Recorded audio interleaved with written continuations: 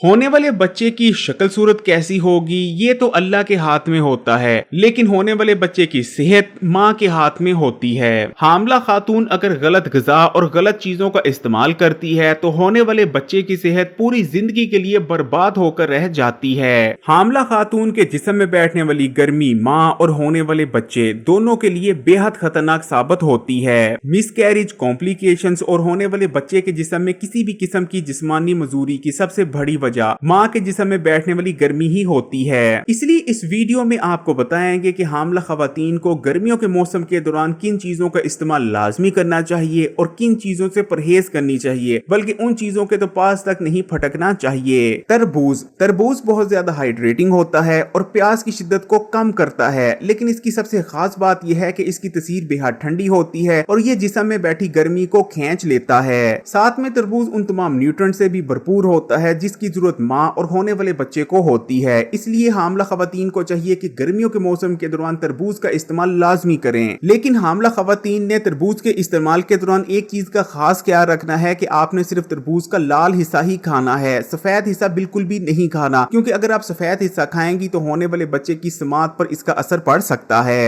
اسی طرح گھیا جسے کدو بھی کہا جاتا ہے، اس کی تاثیر بھی بے حد ٹھنڈی ہوتی ہے۔ اگر حاملہ خواتین کدو کا یعنی گھی کا استعمال کرتی ہیں تو وہ بھی ان کے لیے اور ان کے ہونے والے بچے کے لیے بے حد مفید رہے گا۔ آپ گھی کی سبزی بنا کر بھی استعمال کر سکتی ہیں اور کدو کا رائتا بنا کر بھی استعمال کیا جا سکتا ہے۔ کدو کا رائتا استعمال کرنا تو بے حد مفید رہتا ہے، ویسے بھی گھیا استعمال کرنے سے آپ کو سنت کا ثواب بھی حاصل ہوتا ہے، کیونکہ یہ نبی کریم صلی اللہ علیہ وآلہ وسلم کی پسندیدہ ترین سبزی ہے۔ گرمیوں کے موسم میں اکثر حاملہ خواتین کو قبض ہو جاتی ہے۔ دیکھیں، قبض کو تو ویسے بھی بیماریوں کی ماں کہا جاتا ہے، لیکن اگر حاملہ خواتین قبض کا شکار ہو جاتی ہیں تو قبض ان کے لیے اور بھی زیادہ خطرناک ثابت ہو سکتی ہے۔ قبض کا اثر ماں اور ہونے والے بچے دونوں کی صحت پر پڑتا ہے۔ حاملہ خواتین کے لیے گرمیوں کے موسم میں قبض سے بچنے کا سب سے بہترین اور آسان طریقہ اور سب سے افیکٹو بھی سلاد کا استعمال رہتا ہے، لیکن آپ نے سلاد کے اوپر اولیو آئل ڈال کر استعمال کرنا ہے۔ آپ نے ایک کپ سلاد کا لے لینا ہے اور اس پر ایک چائے کا چمچ اولیو آئل چھڑک لینا ہے اور اسے استعمال کرنا ہے۔ سلاد فائبر سے بھرپور ہوتی ہے اور اولیو آئل کے اندر گڈ فیٹس موجود ہوتے ہیں جو کہ جسم اور آنتوں میں خشکی نہیں ہونے دیتے۔ اولیو آئل کی تاثیر کیونکہ بے حد گرم ہوتی ہے، اس لیے حاملہ خواتین نے ایک چائے کے چمچ سے زیادہ اولیو آئل کا استعمال نہیں کرنا۔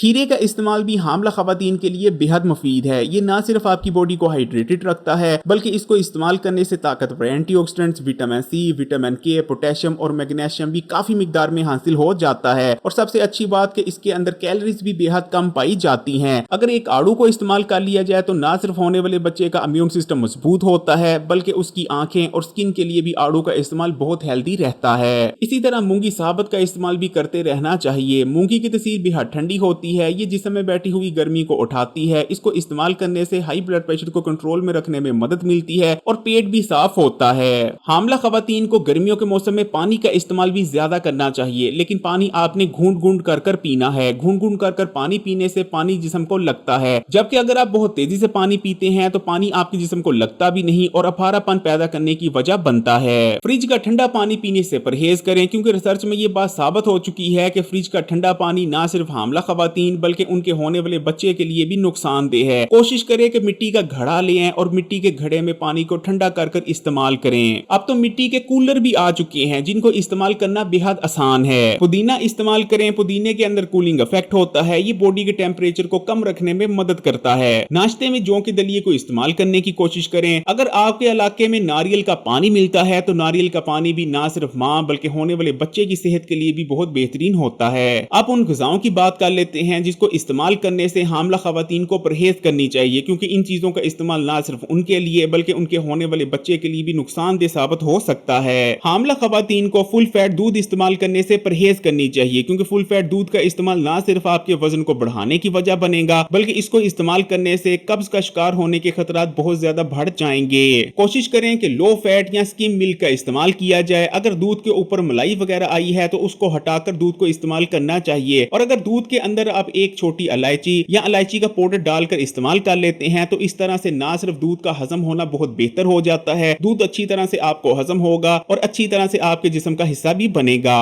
گرمیوں کے موسم میں سب سے زیادہ پسند کیا جانے والا پھل ہے آم، لیکن آم کی تاثیر بے حد گرم ہوتی ہے۔ حاملہ خواتین ایک آدھا چھوٹے سائز کا آم تو استعمال کر سکتی ہیں، لیکن زیادہ مقدار में आपने आम इस्तेमाल हरगिज नहीं करने, क्योंकि अगर आप ज्यादा मिकदार में आम को इस्तेमाल करती हैं तो इससे आपके जिस्म में गर्मी बैठ जाएगी, जो कि ना सिर्फ आपके लिए बल्कि आपके होने वाले बच्चे के लिए बेहद खतरनाक साबित हो सकती है। और जैसा कि आपने सुन ही रखा होगा कि अक्सर हामला खवातीन को हमल के दौरान डायबिटीज का मर्ज हो जाता है। अगर आप आम का ज्यादा इस्तेमाल करती हैं तो डायबिटीज के मर्ज के होने के खतरात बहुत ज्यादा बढ़ जाएंगे। इसी तरह मीठी और बेकरी की अशिया इस्तेमाल करने से भी परहेज करें। चाय और कॉफी को भी कम से कम इस्तेमाल करने की कोशिश करें। चाय और कॉफी का इस्तेमाल ना सिर्फ ब्लड प्रेशर को बढ़ाता है बल्कि इनको इस्तेमाल करने से जिस्म में गर्मी भी बैठती है। इनको इस्तेमाल करने से पेशाब भी ज्यादा आता है, जिस वजह से आपको डिहाइड्रेशन का खतरा भी हो सकता है। कच्चे प्याज का इस्तेमाल भूल कर भी ना करें। अगर नट्स वगैरह की बात करें तो हामला खवातीन बादामों का इस्तेमाल कर सकती हैं, लेकिन बादामों को आपने भिगोकर इस्तेमाल करना है और भिगोने के बाद आपने छिलका लाजमी निकाल देना है। लेकिन अगर आप अफोर्ड कर सकती हैं तो कोशिश करें कि पिस्ते को लाजमी इस्तेमाल करें। पिस्ते का इस्तेमाल ना सिर्फ हामला खवातीन बल्कि उनके होने वाले बच्चे के लिए बेहद मुफीद रहता है। पिस्ते का इस्तेमाल बच्चे को बहुत ज्यादा सेहतमंद बनाता है और माँ को भी ताकत देता है। वीडियो को लाइक करें और मजीद वीडियोस के लिए हकीम Ali health and beauty tips को सब्सक्राइब करके घंटी का आइकन को दबा दें और ऑल नोटिफिकेशन को सिलेक्ट कर लीजिएगा। और इस वीडियो को तमाम ही सोशल नेटवर्क्स पर अपने दोस्तों और रिश्तेदारों के साथ भी लाजमी शेयर कीजिएगा।